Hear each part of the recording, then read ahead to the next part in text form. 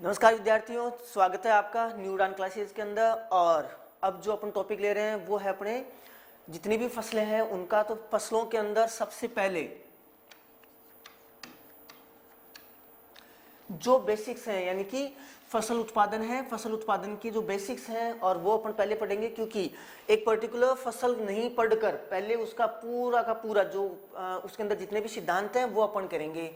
तो फसलों के अंदर देखो सबसे पहले आता है वो आता है आपके उत्पत्ति स्थान।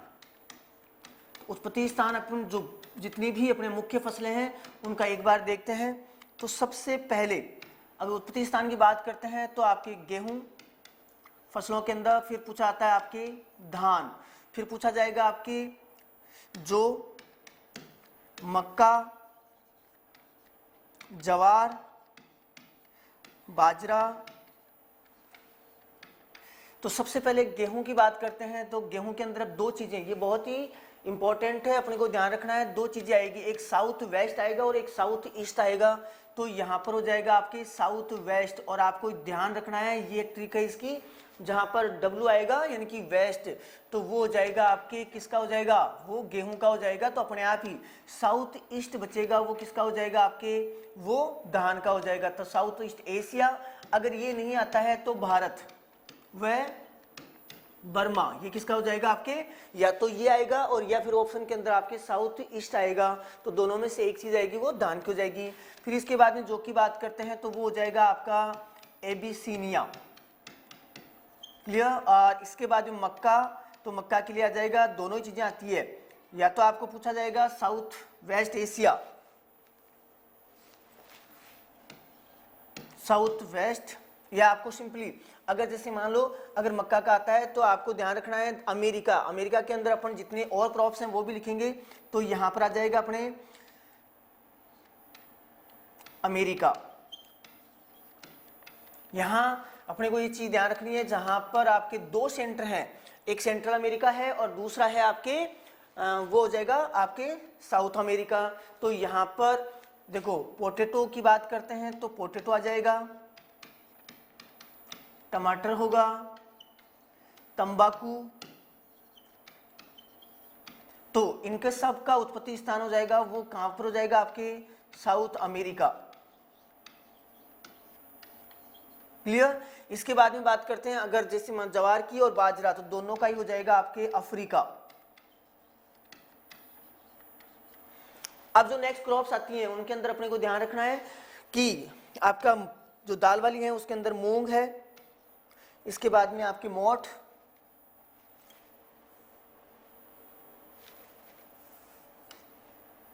मोठ आ जाएगा, मोठ के बाद में उड़द आ जाएगा, उसके बाद में कपास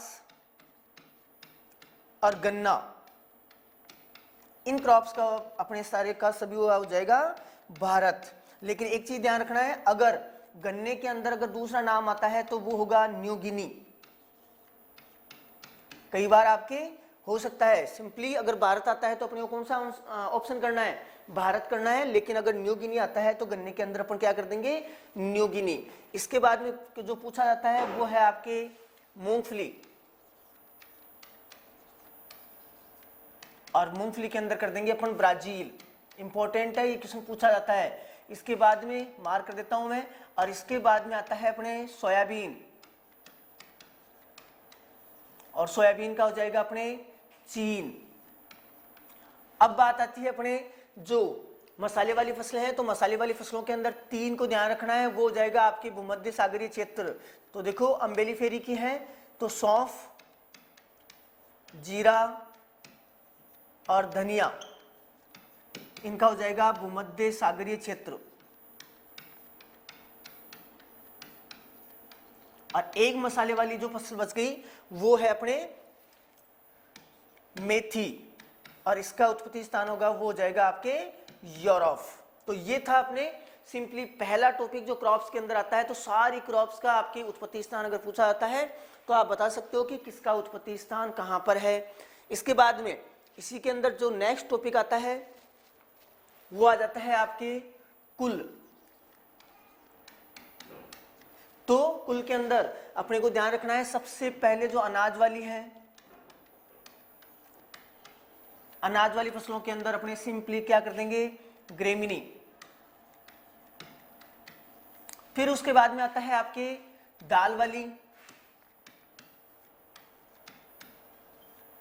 और ये अपन कह सकते हैं दलहनी। दलहनी के अंदर और दाल वाली के अंदर दोनों चीजें ध्यान रखनी है। एक तो दाल वाली फसलें होती है जिनको पल्सेज कहते हैं, और एक होती है आपकी दलहनी जिसको लेग्यूम कहते हैं। लेग्यूम का अर्थ होता है जिसका कुल लेग्यूमिनेसी हो।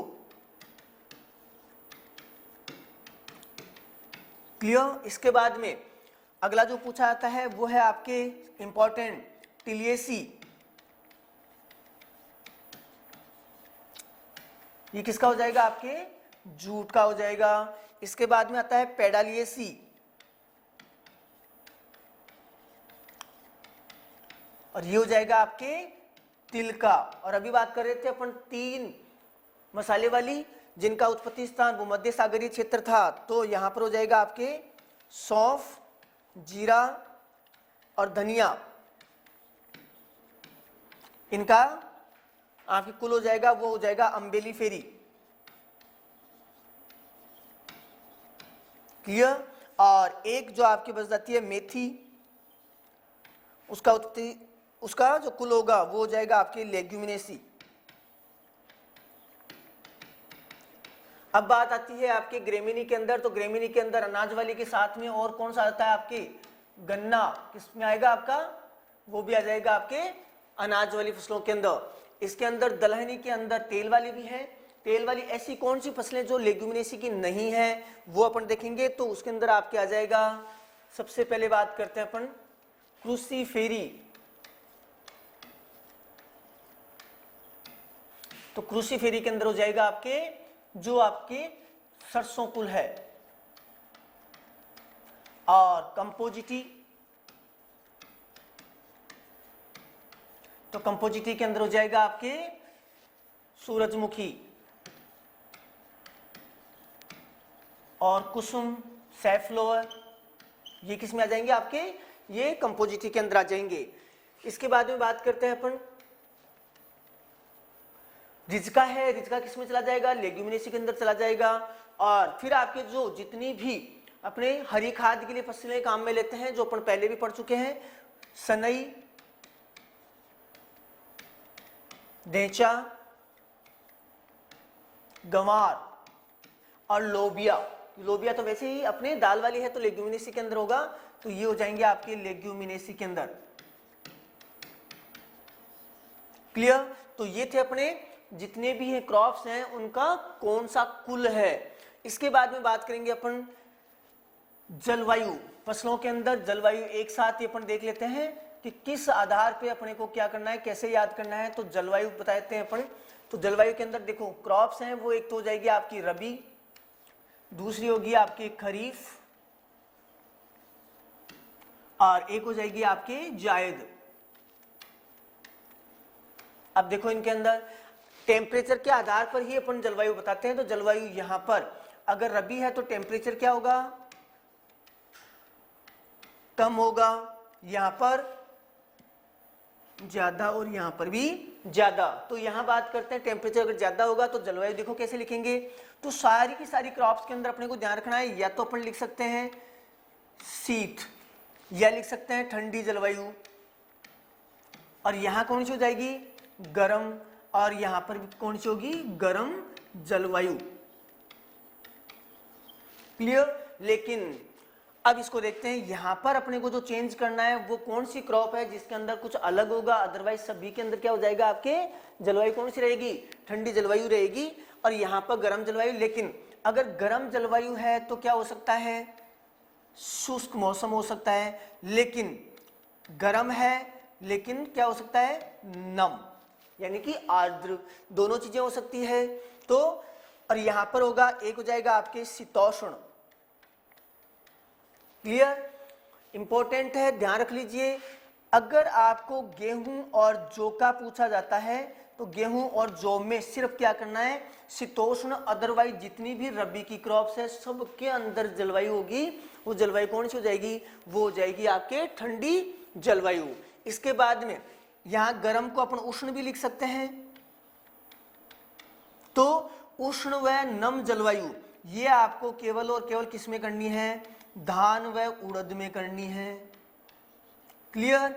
इसके बाद में जितनी भी क्रॉप्स बच जाती हैं वो सारी की सारी कौन से ग्रुप में चली जाएगी, जो खरीफ वाली है वो सारी की सारी गर्म व शुष्क में रहेगी।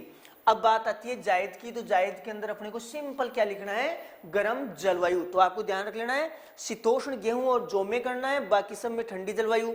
उष्ण व नम धान व उड़द में करना है, उसके अलावा सबके अंदर क्या हो जाएगा, गर्म व शुष्क। अब कोई भी क्रॉप अगर पूछी जाती है तो उसको आप सिंपल बता सकते हो कि उसके अंदर जलवायु अगर वो खरीफ की है तो गर्म व शुष्क है, किसको छोड़कर, धान व उड़द को।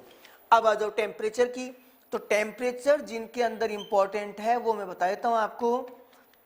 सबसे पहला पूछा जाता है गेहूं के अंदर पकते समय,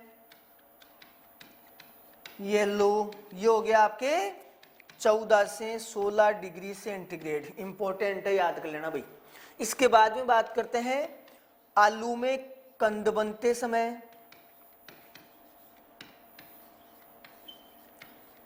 कंद बनते समय, और ये हो जाएगा 17 से 19 डिग्री सेंटीग्रेड। ये लो, ये भी इंपॉर्टेंट है, इसको भी याद कर लेना। ये दोनों चीजें हो गई। इसके बाद में मक्का का पूछते हैं, तो मक्का के अंदर आपको सिंपल बताना है 20 से 25 डिग्री सेंटीग्रेड, और एक और कर लो, ये हो जाएगा अपने गन्ना में, और गन्ने में अगर पूछा जाता है तो 32 से 37 डिग्री सेंटीग्रेड। ये चार चीजें हैं। इन चारों में अगर टेम्परेचर का क्वेश्चन आएगा तो या तो ये पूछेगा कंद बनते समय, या पूछेगा गन्ने के अंदर 32 से 37, और यह मक्का में, और या फिर गेहूं में पकते समय तो 14 से 16 डिग्री सेंटीग्रेड। ये तो हो गया टेम्परेचर यानी कि जलवायु की बात। अब बात करते हैं मृदा की। चलो मृदा को भी अपन क्या करते हैं, एक साथ ही पढ़ लेते हैं कौन सी क्रॉप के अंदर आपको कैसे याद करना है। तो सबसे पहले नॉर्मली अपन क्या करते हैं, सबसे महत्वपूर्ण चीज तो यह है फसल उत्पादन के लिए, ऐसा का ऐसा ही क्वेश्चन आता है, ध्यान रख लेना। फसल उत्पादन के लिए सर्वोत्तम मृदा, ये लो। तो यहां पर इसका आंसर जो होता है वो हो जाता है बलुई दोमट, ये लो। और फसल उत्पादन के लिए सर्वोत्तम मृदा पीएच, ये भी साथ के साथ ही, क्योंकि इसके आधार पे भी अपने को ध्यान रखना है। तो वो हो जाता है आपके 6.5 से 7.5, ये लो।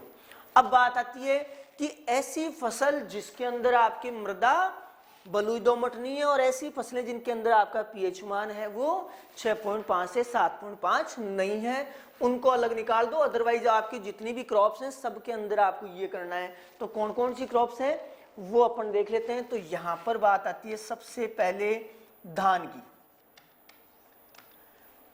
ये लो। तो धान के अंदर अगर बात करते हैं, धान के अंदर आपकी मृदा होती है वो होती है आपकी चिकनी मृदा यानी कि क्ले मृदा, और पीएच मान होता है वो है आपका 4 से 6। एक चीज तो ये। इसके बाद में बात करते हैं तो कपास। अब कपास की जो मृदा है वो है आपके काली मृदा, ये लो, ये हो गया। और पीएच मान है वो हो जाएगा आपके कपास के अंदर 8.5। चलो अब एक चीज और आती है, सारी क्रॉप्स के अंदर पीएच मान अलग से, मृदा आपके बलुई दोमट ही रहेगी लेकिन पीएच मान की, तो पीएच मान 8.5 यानी कि लवणीयता सहन करने वाली फसलें। और ये अपन पहले भी पढ़ चुके हैं कि कौन कौन सी फसलें हैं जो लवणीयता सहन करती है। तो यहां देखिए आपके जो चुकंदर,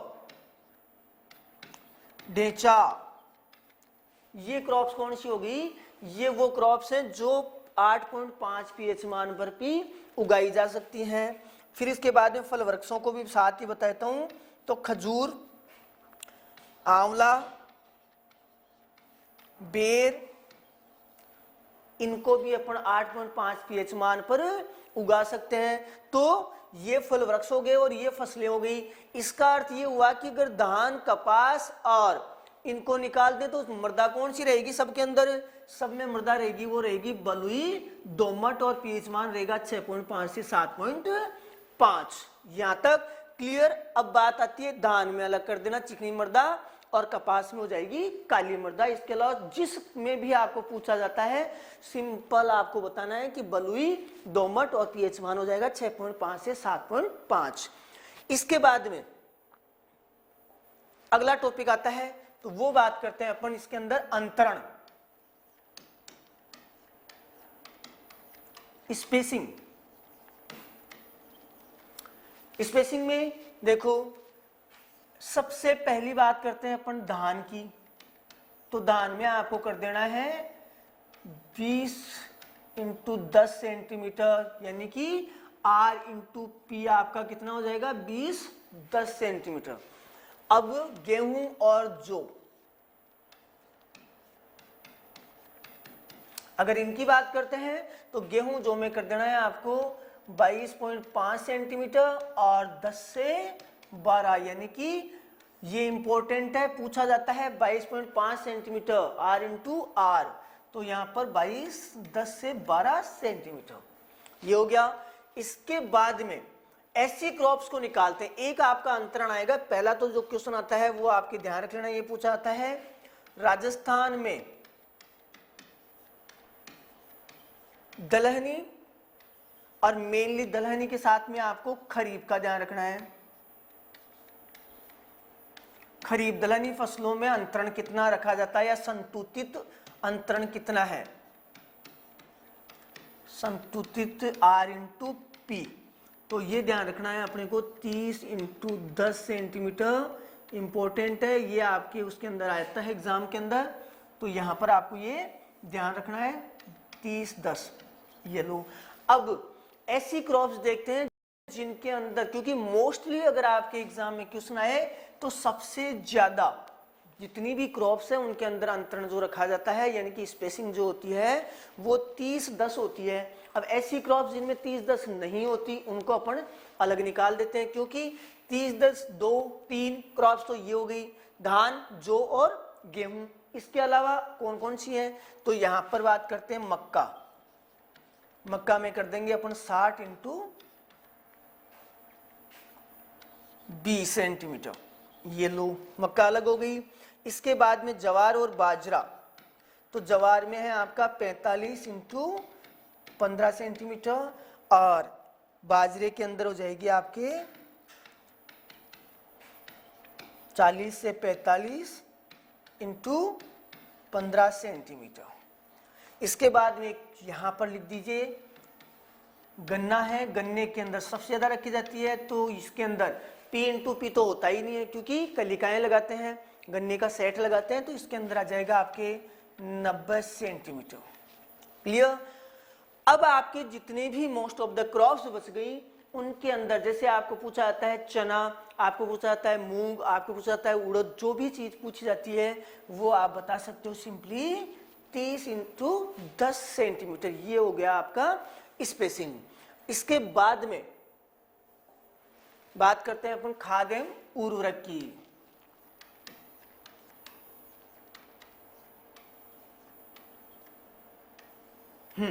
तो सारी क्रॉप्स के अंदर एक साथ ही पढ़ लेते हैं, सब में अलग अलग याद करने की जरूरत ही नहीं है। यहां पर खाद एवं उर्वरक की बात करते हैं तो देखो एक ऐसी क्रॉप जो सारी क्रॉप्स को दो भागों में डिवाइड करती हैं, ये आपको ध्यान रखना है।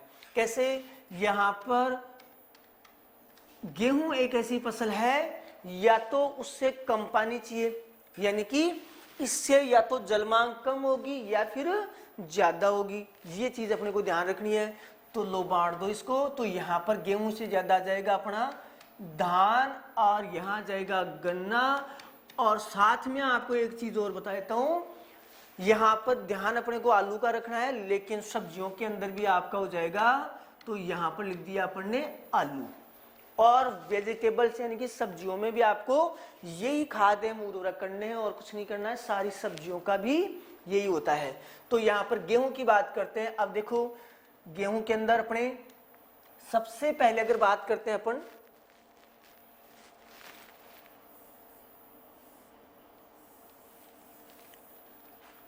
FIM गोबरी खाद, फिर उसके बाद में आता है नाइट्रोजन, फिर आता है फास्फोरस और फिर आ जाएगा पोटेशियम।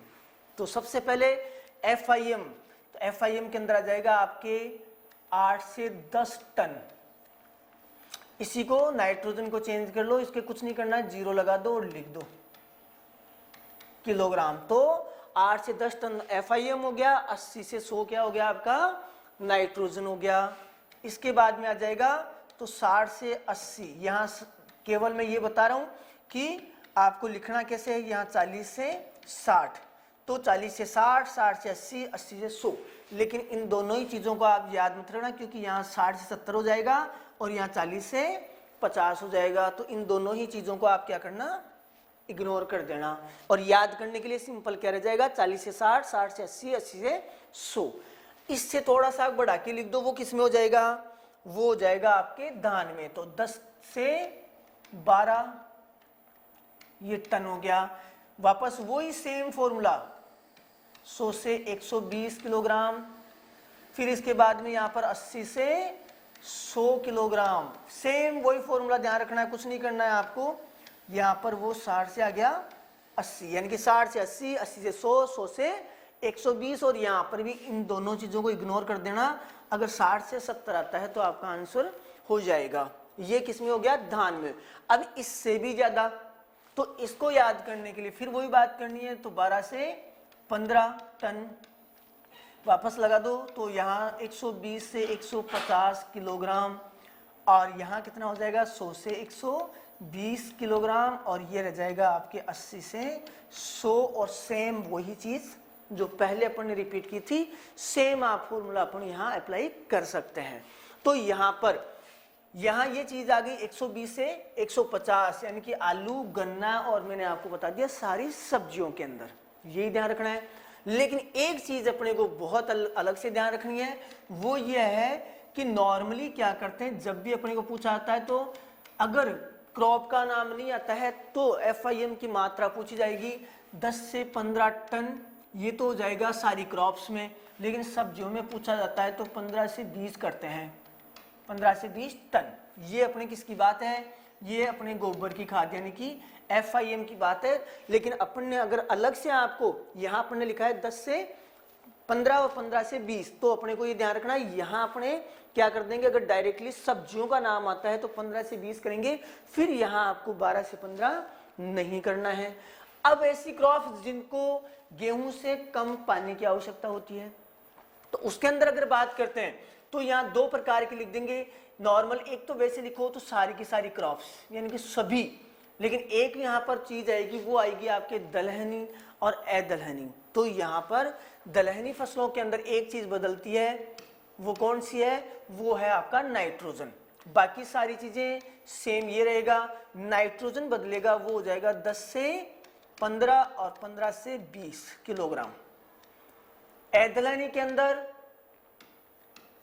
सारी की सारी चीजें ऐसी कैसी रहेगी, आपका FIM भी ये रहेगा, नाइट्रोजन भी ये रहेगा, फास्फोरस और पोटेशियम, केवल और केवल दलहनी के अंदर। तो यहाँ पर 10 से 15 और 15 से 20, जिनके अंदर सिंचाई नहीं करते हैं वहां 10 से 15, और जिनके अंदर सिंचाई अनिवार्य होती है वहां पर हो जाएगा 15 से 20। फॉर एग्जाम्पल, अगर सोयाबीन आता है तो सिंचाई अनिवार्य है तो 15 से 20, और अगर आपकी मूंग आ जाए तो 10 से 15। लेकिन अगर वापस अगर बात करें ग्राउंडनट की, मूंगफली की, तो वापस क्या हो जाएगा, सिंचाई अनिवार्य है तो हो जाएगा 15 से 20। ये हो गया। बाकी सारी की सारी चीजें हैं वो एज इट ऐसी की ऐसी ही रहेंगी। तो ये था अपने खाद एवं उर्वरक। अब यूज करने का तरीका भी देख लो। तो नाइट्रोजन की आधी मात्रा ध्यान से समझ लेना, और फास्फोरस पोटास की पूरी मात्रा कब देते हैं, ये हो जाएगा आपके बुआई के समय। क्लियर। अब बात आती है कि शेष नाइट्रोजन जो बच गई, तो नाइट्रोजन की शेष मात्रा, शेष मात्रा यानी कि 1/2 बच गई, आधी बच गई, उसको 2 भागों में बांटकर 1/4, 1/4 ये पहली सिंचाई और ये दूसरी सिंचाई के साथ में देते हैं। ये हो गया आपके देने का तरीका। क्लियर? ये अपने खाद एवं उर्वरक हो गए। अब बात करते हैं अपन इसी के अंदर आगे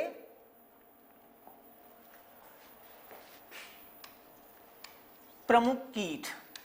इंपॉर्टेंट है, क्वेश्चन आता ही है।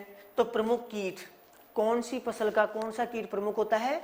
तो यहां सीधा अपन बात करते हैं, गेहूं की बात करेंगे, जौ की बात करेंगे तो अपने को कुछ नहीं करना है, दीमक कर देना है। इसके बाद में अगर धान की बात करते हैं तो धान के अंदर क्या हो जाएगा आपके, गंधी बग हो जाएगा। क्लियर? और इसके बाद में बाजरे की बात करते हैं, ये क्वेश्चन पूछा जाता है। यहाँ बाजरे के साथ में एक चीज और रहेगा, पहले अपन लिख लेते हैं इसके अंदर कीट का नाम, वो है सफेद लट। और ये ध्यान रखना है, मूंगफली के अंदर भी मुख्य जो कीट है, प्रमुख कीट है, वो कौन सा है, सफेद लट, यानी कि बाजरा और दोनों के अंदर आ जाएगा मूंगफली के अंदर। इसके बाद में बात करते हैं अपन जवार की। तो जवार की बात करें, यहां थोड़ा सा अपने को ध्यान रखना है, कई बार आपके एग्जाम के अंदर सिंपल ये लिखा हुआ आता है तना छेदक, लेकिन अगर अंग्रेजी में इनको देखते हैं तो दोनों का नाम अलग होता है। यहां तो अपन ने लिख दिया तना छेदक। अगर आपके वो नहीं आए, जैसे यहां पर होगा तना मक्खी, अगर तना मक्खी नहीं आता है तो फिर अपने को क्या कर देना है, तना छेदक ही कर देना है। लेकिन ध्यान रखना, अगर सूट फ्लाई आए तो सूट फ्लाई आपको पहले करना है किसमें, जवार में, अदरवाइज सेम ही आता है, वही तना छेदक। इसके बाद में बात करते हैं अपने खरीफ दालें। एक साथ ही बता देता हूं आपको, खरीफ दालों के अंदर आपको एक ही चीज ध्यान रखनी है, कातरा। सारी की सारी जितनी भी है ना, अब नाम गिनने की जरूरत ही नहीं है, सब के अंदर एक ही चीज आ गई, कातरा। तो खरीफ दालों के अंदर हो गया कातरा। लेकिन रबी दालें भी बच रही हैं। तो देखो चना, एक होता है चने के अंदर कटवर्म, और एक हो जाएगा आपका फली छेदक, पॉड बोरर। ये किसका हो गया, अपने चने का। अब बात करते हैं अपने कपास। तो कपास की बात करें, सब जानते हैं अपन, सबसे इंपॉर्टेंट है pink ball worm. Pink ball worm के अलावा एक चितकबरी सुंडी भी आती है जिसको स्पॉटेड बॉल वर्म कहते हैं, लेकिन मेन होगा वो कौन सा हो जाएगा, अपन तो मुख्य की बात कर रहे हैं, पिंक बॉल वर्म। ठीक है? इसके बाद में अब बात आती है कि ऐसी क्रॉप जिनके अंदर आपके एफिड सबसे ज्यादा हानि पहुंचाता है। तो देखो एफिड की बात करें, एफिड की एक विशेषता है कि वो आपके खरीफ वाली फसलों में भी लगता है और आपके रबी वाली में भी, दोनों में लगेगा। तो यहां पर अपन क्या कर लेते हैं,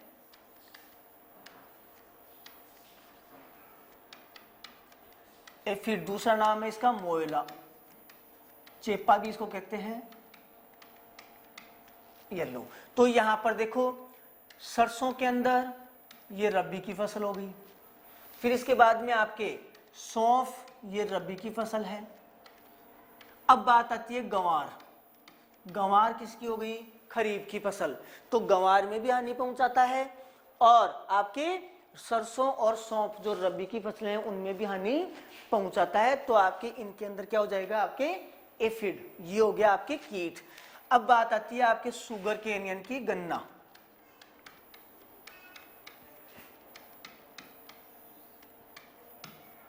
इंपॉर्टेंट है, यह है पायरिला, पायरिला परपुशियला। तो गन्ने के अंदर कौन सा हो जाएगा, अपने पायरिला। अगर अपने को चारे वाली फसलों के अंदर बात करते हैं तो वापस यहाँ पर गंवार के साथ में यही लिख लो, जो रिजका है, रिजके के अंदर भी आपके एफिड, चेपा, मोयला हानि पहुंचाता है। ये हो गए अपने जितनी भी क्रॉप्स हैं उनके अंदर, सबके अंदर प्रमुख कीट। इसके बाद में बात आती है प्रमुख रोगों की। तो प्रमुख रोग, सबसे पहले बात करते हैं अपने गेहूं। तो गेहूं का प्रमुख रोग है वो रोली, और दूसरा है ईयर कोकल एवं टुंडू येलो। ये ध्यान रखने की बात है, यहां पर क्लियरली याद रखना। यहां टुंडू होगा वो जीवाणु और सूत्रकृमि दोनों के द्वारा क्वेश्चन आता है ये, अगर टुंडू पूछा जाता है तो जीवाणु और सूत्रकृमि दोनों के द्वारा, लेकिन अगर ईयर कोकल पूछा जाता है तो केवल और केवल क्या आ जाएगा, सूत्रकृमि। और रोली रोग है वो अपने किससे होता है, वो जीवाणु से होता है, पक्सीनिया। अब बात आती है आपके यहां पर जो, अब एक चीज यहां जब अपन लिखेंगे दो प्रकार के स्मट होते हैं, कंडवा जिसको कहते हैं, तो आवृत कंडवा और अनावृत कंडवा। यहां पर आप जो के अंदर क्या करोगे, आवृत कंडवा, और अगर जो में आवृत कंडवा कर रहे हैं तो जो आपका अनावृत कंडवा है वो किस में चला जाएगा, वो चला जाएगा गेहूं के अंदर, जिसको कहते हैं अपने लूज स्मट। क्लियर। और ये हो जाएगा आपके कवर्ड स्मट, ये लो। और एक मूल्या रोग है, हालांकि गेहूं और जौ में दोनों में होता है, लेकिन मेनली किस में करना है आपको, मूल्या रोग करना है जौ में। अब आ जाते हैं अपन धान के अंदर। धान में एक है आपका जीवाणु अंगमारी, क्लियर, ये लो, ये हो गया। दूसरा ब्लास्ट, तो पिरिक्युलेरिया ओराइजी, ये भी कवक से होता है, ये जीवाणु अंगमारी लिखा हुआ है, ये जीवाणु से होता है। और बैक्टीरिया के अंदर बात आती है तो बैक्टीरिया में आपको ध्यान रखना है, जहां कहीं पे भी आ जाए, यहां आपके जो लिख रहे हो टुंडू के अंदर यहां कोरिनोबैक्टीरियम करना है, अदरवाइज जहां कहीं पे भी फसलों के अंदर आपके बैक्टीरिया नाम आ जाए तो आपको जेंथोमोनासी करना है, दूसरा नाम ही नहीं लेना, तो जेंथोमोनासी हो जाएगा। इसके बाद में है बाजरा, तो बाजरे में बात करते हैं आपका अर्गट और ग्रीनियर डिजीज, हरित बाली, हिंदी के अंदर इसको कहते हैं हरित बाली रोग। दोनों इंपॉर्टेंट है, और ये भी ध्यान रखना इसी हरित बाली को डाउनी मिल्ड्यू भी कहते हैं, डीएम। क्लियर। अब बात आती है जवार की। जवार की बात करते हैं तो यहां पर एक चीज ध्यान रखना है, कंडवा रोग अगर आवृत पूछे अनावृत पूछे तो अपने को गेहूं और जौ में जाना है। बाकी अगर सिंपली अगर ये आ जाए कंडवा रोग स्मट किस में होता है तो आपको बिना सोचे ही कर देना है जवार। क्लियर। इसके बाद में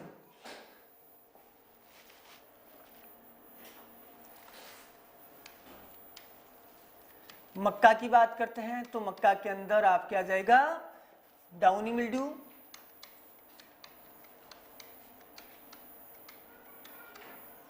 और सफेद कलीगा।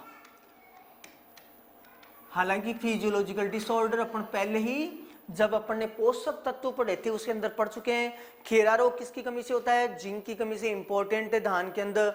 सफेद कलीगा किससे होता है, मक्का के अंदर, वही जिंक की कमी से। तो ये अपने को फिजियोलॉजिकल डिसऑर्डर बार बार याद करने की आवश्यकता ही नहीं है। अब इसके बाद में बात आती है कपास की, तो कपास में लिख लो आपके एंगुलर लीफ स्पॉट,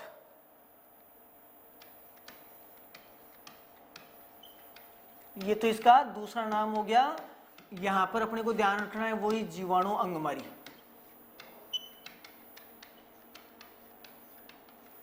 ये लो। क्लियर। अब बात आती है आपके गन्ना, तो गन्ने के अंदर हो जाएगा आपका रेड रॉट, लाल सड़न, ये आपके गन्ने का रोग हो गया। इसके बाद में बात करते हैं अपने जितनी भी आपके जो खरीफ के अंदर दालें होती हैं सभी के अंदर आपको ध्यान रखना है, खरीफ दालों के अंदर